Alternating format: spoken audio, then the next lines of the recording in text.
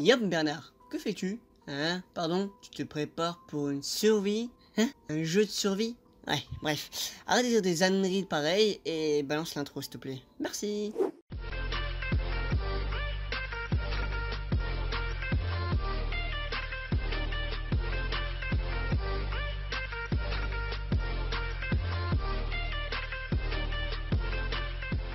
Salut tout le monde, c'est Kramer Sensei, j'espère que tout va bien pour vous, en tout cas pour moi ça va super bien.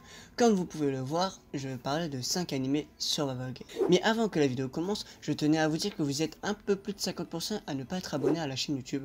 Donc n'hésitez pas à vous abonner pour rien rater des prochaines vidéos.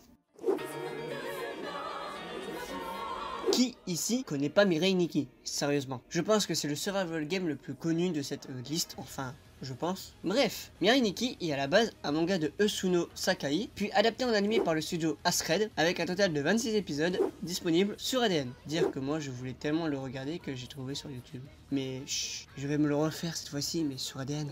Il a pour genre action, drame, mystère, psychologie, romance, shonen, surnaturel, thriller.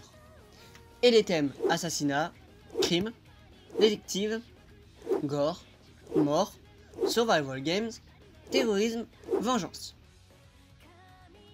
L'histoire nous entraîne dans le quotidien de Yukiteru Amano, un jeune adolescent solitaire se renfermant sur lui-même, détaché de la réalité. Il préfère se réfugier dans son monde avec ses amis imaginaires plutôt que s'en faire de vrai dans la réalité. Seulement un jour, sa vie va basculer. Lorsque Deus, l'une de ses nombreuses créations, se révèle être plus qu'un être imaginaire. Deus offre alors à Yukiteru la possibilité de voir dans le futur. Seulement, Deus est un jeu qui décide de céder sa place à celui qui survivra à un jeu de survie impitoyable. Bon, le jour où des amis imaginaires viennent te dire qu'il est un dieu, je pense qu'il faut se méfier, tu crois pas? Qui le connaît? Perso, je l'ai connu par hasard en me perdant sur Netflix. Du coup, Bitoum est un manga à la base par Inoue Junya, adapté en animé de 12 épisodes par le studio Madhouse, et disponible sur Netflix. Mais pendant combien de temps? Si je me pose la question, c'est pas pour rien, car pendant un moment, il n'était plus dispo sur Netflix ou ailleurs. Mais bon, il a pour genre action, drame, psychologie, romance, science-fiction, seinen, et le thème survival game.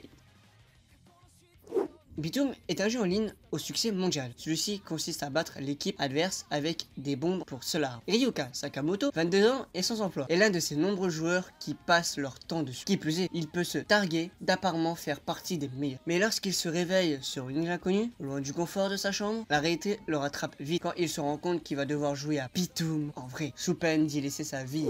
Attends quoi? Un jeu online qui devient réel? Moi personnellement, je cours pour ma vie, moi.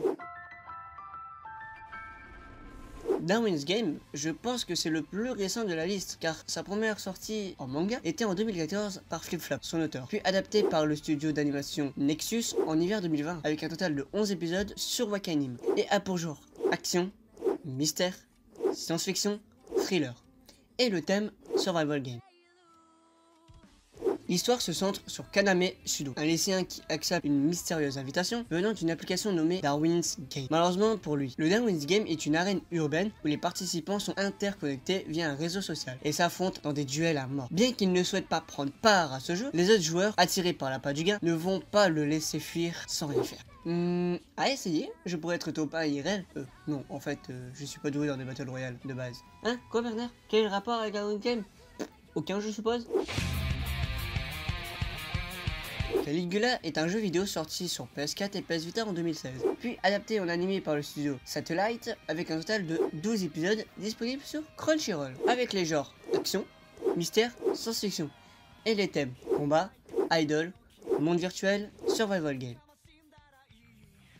Une idole virtuelle, connue sous le nom You, exécute des chansons demandées par l'utilisateur. Au fur et à mesure, elle acquiert une conscience de soi par l'exposition aux sentiments amers des utilisateurs et à l'insatisfaction face à la réalité. Voulant sauver l'humanité, qu'elle croit être en souffrance permanente, elle attire des gens vers un monde de réalité virtuelle appelé Mobius, avec ses chansons. Elle les emprisonne alors dans Mobius, pensant qu'ils seront libérés de la souffrance de la réalité, et que tous leurs vœux se réaliseront. Cette histoire suit les 9 membres du Going Home Club, un club dont les membres veulent s'échapper de Mobius et rentrer chez eux. Alors cet animé, c'est vrai, je ne l'ai pas encore vu. Du coup, je vais aller le voir sur le champ. Enfin, après la vidéo, bien entendu.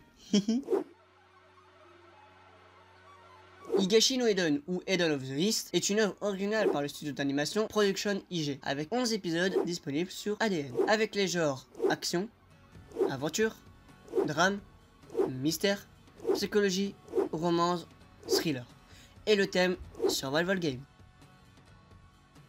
En 2010, 10 missiles se sont abattus à travers tout le Japon, sans faire de la moindre victime. 3 mois après cette attaque, Misaki Mori, une jeune étudiante en voyage scolaire aux États-Unis pour la remise des diplômes, se retrouve mêlée à une terrible affaire. Elle est alors sauvée par un japonais amnésique au nom de Akira Takizawa, qui a sur lui qu'un téléphone et un pistolet. De retour au Japon, un étrange message est envoyé sur le téléphone mobile de Takizawa, tandis que le 11e missile est lancé contre Tokyo. 8,2 milliards de yens vient de lui être versé.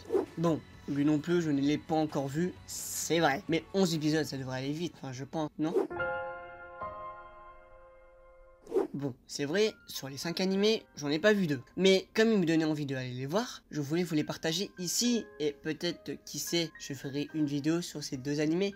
Si vous voulez me parler, n'oubliez pas que j'ai un Discord dans la description. Sur ce, moi je vous laisse là-dessus. À la prochaine, ciao!